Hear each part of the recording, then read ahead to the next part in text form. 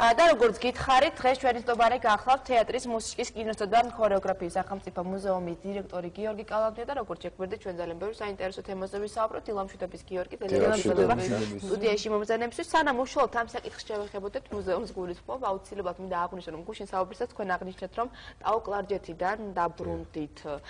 შთაბეჭდილებების შესახებ უნდა გკითხოთ აუცილებლად. ხო, ტაოში ვიყავით კომპანია Good Travel მასალა ტურისტული სააგენტო ჩვენ და რამდენიმე ტელეკომპანიას სთხოვა რომ იქიდან გამომდინარე რომ მოშკის საკითხი აქტუალურია მით უფრო რომ სულ ახლახან თქვენ გახსოვთ საქართველოს კულტურის მინისტრის პარლამენტში გამოსვლის შემდეგ ამ საკითხს ახალი მუხტი მიეცა მის აღდგენას გარდა ამისა იცით რომ საერთაშორისო დონეზე ეს საკითხი ძალიან აქტიურად განიხილება ცნობილი ხელოვნებაცოდნის ირინა გივიაშვილის ძალიან დიდი მცდელობის შედეგად ისეთმა ავტორიტეტულმა ორგანიზაციებმა როგორიც არის National Geographic და ასევე მსოფლიო ძეგლთა დაცვის ორგანიზაციამ 20 ყველაზე რისკის ქვეშ მყოფ ძეგლებს შორის შეიტანა ოშკის ტაძარი და ამიტომ ჩვენი მუზეუმი და მისი ხელოვნებაცოდნეები და მისი სპეციალისტები ცდილობენ აქტიურად ჩაერთონ ამ პროცესში და გარდა ამისა მონიტორინგისთვის გვაინტერესებს როგორი არის ძეგლის მდგომარეობა კურსში მაგალითად ერზერუმის ვილაიეთში წვიმდა ოშკის ტაძარშიც და მიუხედავად იმისა რომ ხშირად ვიმყოფ დავდივარ ხოლმე აქ ვამჩნევი რომ სიტუაცია სულ უფრო მძიმდება ესეთი შესამჩნევია უკვე ძალიან შესამჩნევია გუმბათის სფეროში ქვები ცვივა და ეს პროცესი დაწყებულია ამიტომ სასწრაფოდ უნდა დაიწყოს მისი აღდგენა და ჩვენი ვიზიტის მიზანიც ეს იყო და Good Travel-ის მიზანიც ეს იყო რომ რაც შეიძლება მეტად მივაქციოთ ყურადღება და კიდევ უფრო აქტუალური გავხადოთ ეს პრობლემა.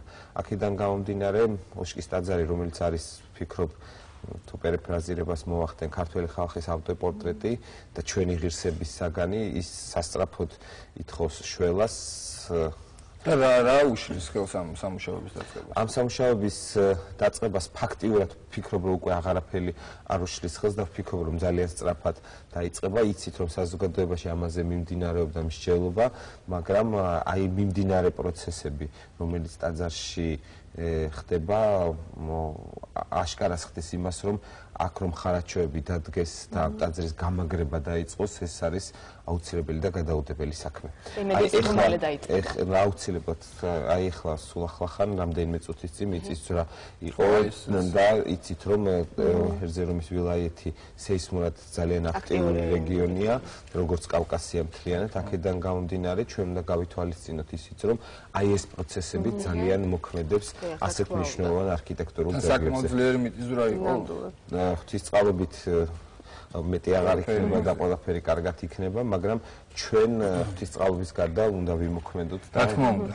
მე ისე მუზეუმის თემას მინდა დავუბრუნდე 85 წლის იუბილეა 85 წელი უსულდება მუზეუმის დაარსებიდან თუ იგეგმება ამ თარიღთან დაკავშირებით რაიმე ღონისძიებები და რა სახის კი ბატონო პირველი მინდა გითხრათ რომ ჩვენი მუზეუმი კავკასიაში ერთ-ერთი ყველაზე ძველი მუზეუმია და სწორედ ეს თარიღი ამას აშკარად მოწმობს ძალიან ბევრი ღონისძიება არის დაგეგმილი თქვენ იცით რომ მუზეუმები თავიანთ იუბილეებს ყოველთვის განსაკუთრებულად აღნიშნავენ ჩვენც ვცადეთ რომ ორიგინალურები ყოფილიყავით და მოვიფიქრეთ ერთი ესეთი საინტერესო რამ რომ წელს თქვენ იცით რომ ჩვენი მუზეუმის 85 წლის იუბილეა გარდა ამისა TBC ბანკს შეუსრულდა დაარსებიდან 20 წელი და კომპანია შეუსრულს 15 წელი ჩვენ აი ეს კვალიტარიღები გამოვიყენეთ და ვცადეთ რომ მათთან ერთად აღგვენიშნა და ამაში ძალიან დიდი დახმარება გაგვიწიეს წელს ვფიქრობ რომ ძალიან საინტერესო იქნება ჩვენი იუბილეა იქიდან გამომდინარე რომ იხსნება ეგრეთ წოდებული ვარდისფერი დარბაზი და ზამბახების დარბაზი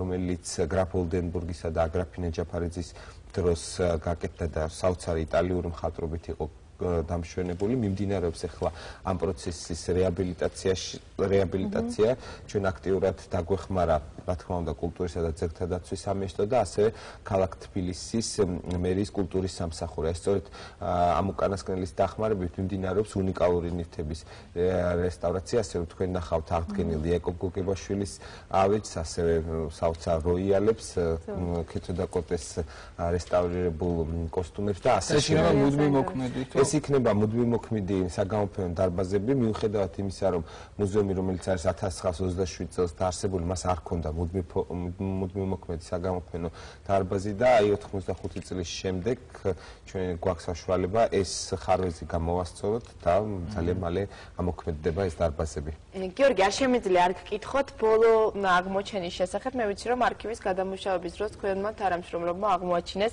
პირველი ქართული ლოტარიის ჩანაწერები და ლოტარიის თემა ბოლო ძალიან აქტუალურია. ისედაც ძალიან საინტერესოა ეს პირველი ლოტარი. კი, რა თქმა უნდა, მინდა გითხრათ, რომ გამარჯვებული ბილეთია თუ არა? გეტყვით როგორ არის ლოტარიის თემა ნამდვილად აქტუალური და ყველას გისურვებთ ასეთ მოგებას ჩემის ჩათვლით და მუზეუმის ჩათვლით.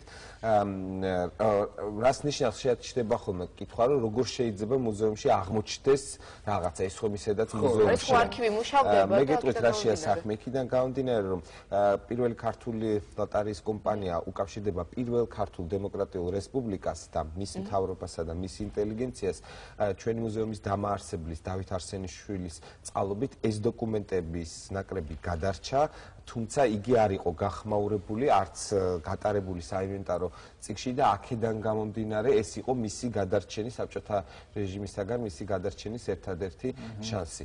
მე გაოგნებული აღმოჩნდი, როდესაც დავართვალიერებ პირველი ქართული ლოტარიის კომპანიის, მას ასე აწერია ოქროსფერი ასოებით, პირველი ქართული ლოტარიის კომპანიის წიგნი.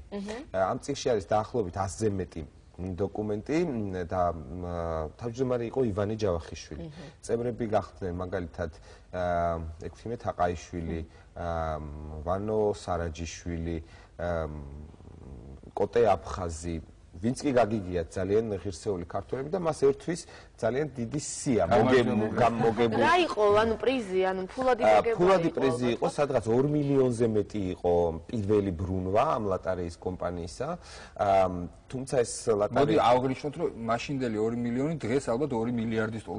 ალბათ, ძალიან დიდი ბრუნვა ჰქონდა მას, მაგრამ ამ ლოტარიის კომპანიის მიზანი ესე იწყებს ივანე ჯავახიშვილი პირველ სიტყვას კომპანიის დაარსებისას, რომ მიუხედავად იმისა, რომ საქართველოს გამოიარა რამდენიმე ომი, მიუხედავად იმისა, რომ საქართველოს ჰქონდა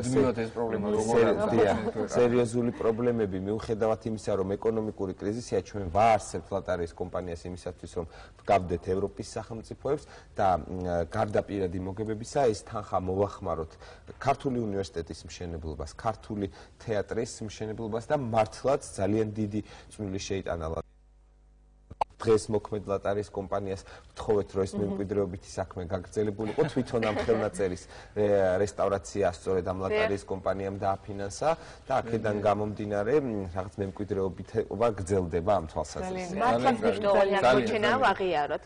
და საინტერესო და აქვე აღნიშნოთ, რომ თქვენი მუზეუმი ემზადება 21 მაისს კიდევ ერთი გამოფენისთვის, საუბარი იმაზე, რომ საფიკო ჭიაურელს ის დაბადების დღე სწორედ ამ დღეს როგორი ამზადების პროცესი? ჩვენ აი ამ ეტაპზე მიმდინარეობს სწორედ მზადების პროცესი, იმიტომ რომ ზუსტად არ აქვს დადგენილი თარიღი, როდის მოვაწყობთ ამ გამოფენას, თუმცა გვინდა რომ 21 მაისს დაემთხეს, მაგრამ აი მუზეუმში მიმდინარე ყველა პროცესი, აი მუშაობის პროცესში ვართ. გვინდა რომ ამ პროცესს არ ჩაუვაროთ გვერდი, რადგან იცით რომ ქართულ კინემატოგრაფიას ბევრი არ ყავდა ესეთი ვარსკვლავი, როგორიც არის და ქართულ თეატრს, როგორიც არის სოფიკო ჭიაურელი. მით უფრო, როცა ჩვენს მუზეუმში მისი არქივის და მისი მშობლების არქივის ძირითადი ნაწილი ჩვენთან არის წარმოდგენილი, გარდა ამისა ინახება 2 მისი უნიკალური კოსტუმი, მათ შორის ერთ-ერთი განსაკუთრებულია აღნიშნვის ღირსი, ეს არის ფარაჯანოვის ბროწეულის ფერი და გვინდა რომ დამთვალიერებელს ეს უნიკალური მასალა შევთავაზოთ. ახლა სწორედ აი ვფიქრობთ დაფინანსებაზე და ვფიქრობთ რომ ძალიან ბევრი ადამიანი თუ კომპანია ჩაერთვება ამ პროცესში და სოფიკო ჭიაურელი თავისი ხიბლით წარმოდგება ჩვენს ლამაზ სასახლეში. ძალიან დიდი მადლობა. ძალიან დიდი მადლობა შვიდობას გისურვებთ. საინტერესო საუბრისთვის, თავარი ეს არის ეს მეგონი ჩვენი მესიჯის რომ შვიდობას გისურვებთ ყველას. და იყავით შვიდად, რაც თავარია. მე მაყურებელს კი კიდევ ერთხელ ვეთქვი, რომ თეატრის, მუსიკის, კინოსა და ქორეოგრაფიის სახელმწიფო მუზეუმს წელს დაარსებიდან 95 წელი უსრულდება და ჩვენი სტუმარი გახდათ მუზეუმის დირექტორი გიორგი კალანდია. გისურვებთ წარმატებებს, დიდი მადლობა კიდევ ერთხელ სტუდიაში მობრძანებისთვის. ჩვენ მე და გიორგი ამ ეტაპზე ვასრულებთ ჩვენი მაყურებლისთვის მუშაობას. ლიკა ლაბაძე კი გადაგწევს. ცოტა ხანში შემოგერთებით.